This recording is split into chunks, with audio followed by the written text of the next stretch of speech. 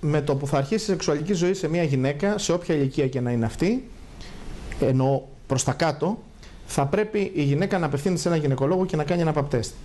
Αν φτάσουμε στα 20-21 χρόνια βάσει των πρωτοκόλων της Παγκόσμιας Οργάνωσης Υγείας, θα πρέπει η γυναίκα, έχει δεν έχει σεξουαλική ζωή, να απευθυνθεί πάλι σε έναν γυναικολόγο. Που σημαίνει ότι ο ιός δεν μεταδίδεται μόνο όπως φανταζόμαστε με τη σεξουαλική επαφή, με διείσδυση δηλαδή. Μπορεί να μεταδοθεί και με την απλή επαφή των κορμιών, ας πούμε, χωρίς να υπάρχει διείσδυση. Άρα, επομένως, αυτό έχει να κάνει με πιο νέες κοπέλες, οι οποίες έρχονται σε μία επαφή με τον σύντροφό τους στο σχολείο ή δεν ξέρω που αλλού, και βέβαια προϋποθέτει να έχει ο σύντροφος τον ιό, έτσι.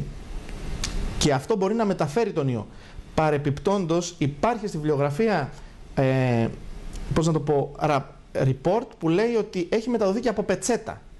Αλλά για να μην πανικοβληθούμε, θα πρέπει η πετσέτα να χρησιμοποιηθεί εκείνη τη στιγμή από τη μητέρα του κοριτσιού στα γεννητικά του της όργανα, και ταυτόχρονα να την πάρει η κόρη και να τη χρησιμοποιήσει και αυτή στα γεννητικά της όργανα.